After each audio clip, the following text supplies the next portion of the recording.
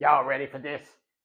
Yes, we are! Yay! Right on. It's time for part two. I guess this is part two of our little mini lecture talking about stuff that is supposed to be due. This is our pop quiz D. I'm going to walk you through it right now. Shall we? Let's go through it quickly. When you see the Smurfs open up, you can see that it's still kind of blurred out. And it says hidden from students, but as soon as I unhide it, jump on it because we won't got like 2 weeks left of class. All right, here we go.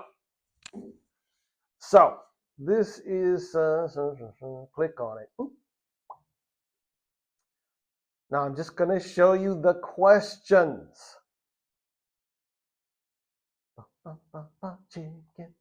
got to stop singing that song. Here's one, true or false. Your professor argues that because urban Indians have been removed from their respective tribes and reservations, they have absolutely nothing to contribute to native culture or literature.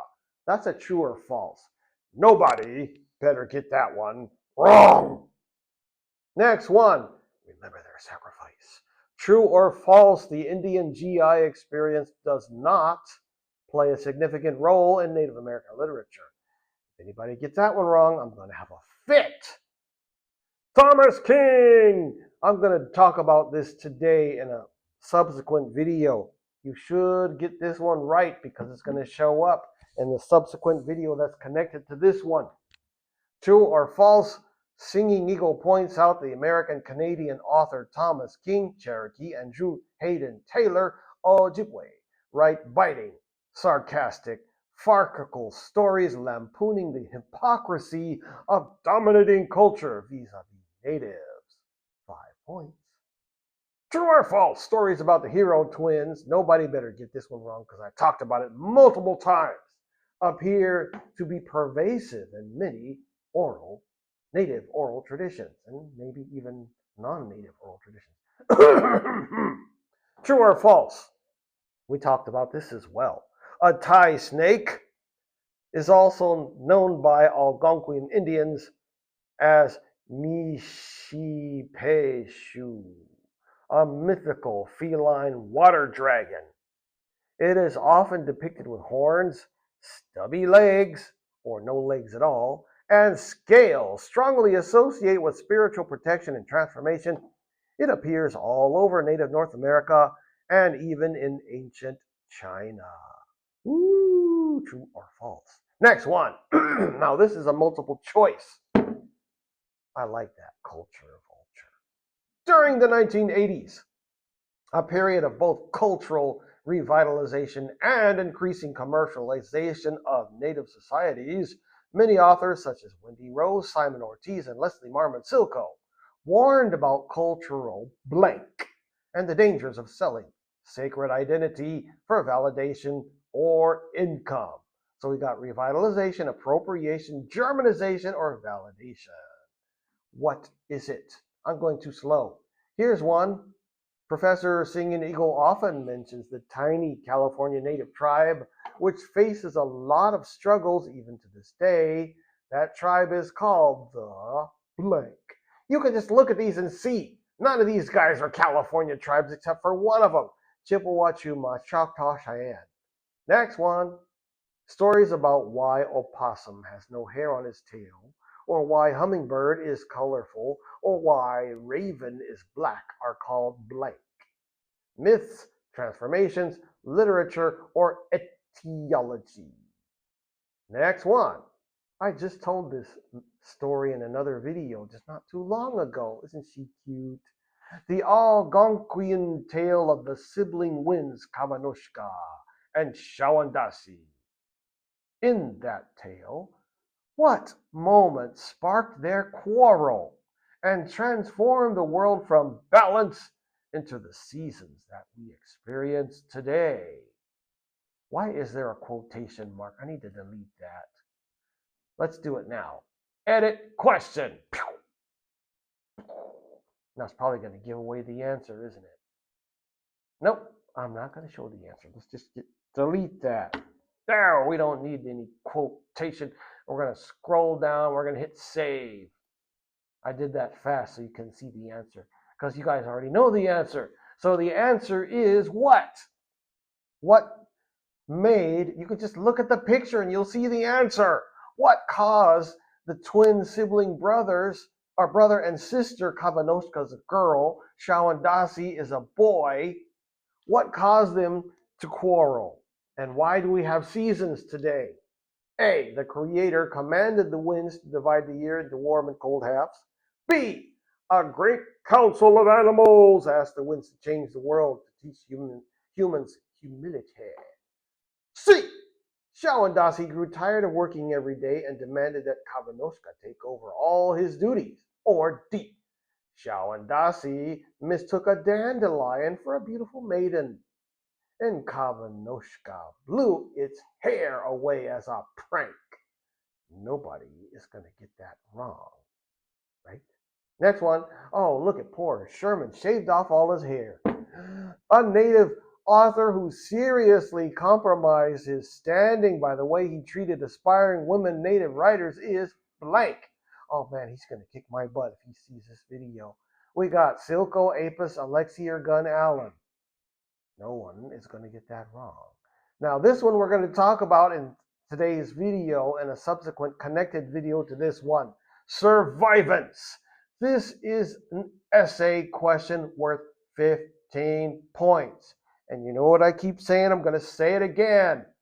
If you want to get a C, which is probably like, I don't know, 9 points, just repeat all the junk Singingeagle told you. You want a B, which is probably around 12 points. Repeat all the junk Singingeagle told you and add your opinion. You want an A answer, show that you know the material, that is, repeat all the junk you've been told. Show your opinion and then add some external source to back your BS. That's how you get your full 15 points. All right, so let's look at the question. Remember when your professor pointed out something about survivance, as identified by Gerald Visner? What does this concept mean and how does it appear in native literature? So again, we want a paragraph. Do not give me a 2-word answer or 1-line answer. We want a paragraph. Next one. Judging by what you know about native oral tradition, why would our people find offense by non-natives changing the name of Bear Lodge, that's this thing here, also known as Father's Love Stone, that's what my tribe calls it, to Devil's Tower? So again, the Suyepis, the Chmokmanuk, the Washichu came along and they saw this and said, ooh, the devil did it. Let's call it Devil's Tower. Why do the Indians take offense by that? Do not give a lazy answer to this question, as it is worth 15 points. By the way, if you use AI to help you answer this question, you want full marks, go ahead and say, hey, check it out, Singingeagle. I use AI to help me answer this question. And here's a couple of sources too, because AI usually does give you sources. Next. This is a good one. I like that urban Indian girl. This is a big city. Meadow Gold something. Is that Gold Gym? No, I don't know. Where is that? Minneapolis? Anyway, author Daniel Heath Justice Cherokee and Professor Singingeagle Potawatomi mentioned something about the era of shame vis-a-vis Indians, or urban Indians in particular. They noted that many urban Indians come from families which tried to hide their native ancestry, even going so far as to pass for other races. Why would any native want to do that? Provide a thoughtful discussion about this. Do not give a lazy answer to this question, but write a good deal, as it is worth 20 points. That's worth more than the others. This is 15, this is 20. So we're looking at maybe 2-3 paragraphs. That is, why would Indians want to hide their Indianness, especially urban Indians? Now we're going to knock it off there because I already talked way too much. Let's see how long I made this video. 10 minutes, not too bad. We'll knock it off, and again, I'm going to turn the lights on, and thank you so much for your patience, and I'll catch you later. Oh, wait, one more thing. I forgot something important. We're going to go back to this, and we're going to go all the way here. We're going to hit finish attempt, and we're going to go, gimme, gimme, gimme. No, we're going to go back to stop here, stop here. Come on, dang it. There we go. Decoded to 10. I'm doing this on purpose. We're going to scroll all the way down to the green section with the Smurfs. Because I just want to make sure you guys know that this is here. That's why I'm messing around with you. The Smurfs. See where it says hidden from students? We're going to click on here. This is me. You guys can't see this, but I can. I'm a teacher. Come on. Buffering. There we go. That's the final. You guys can't see that. Because I have to go back. Here it is right here. We're going to go to edit. And show. Ta-da! Now it's no longer hidden. You can see it on eLearning. I'm going to take this sucker. Move. No, I'm going to move these stop signs down. Take this. Move it down here. Come on. Down. Dang it. Right there. Boom. I'm going to take this other stop sign. I'll move it down as well. So you see how this works? Ta-da! It's being slow just to be irritating.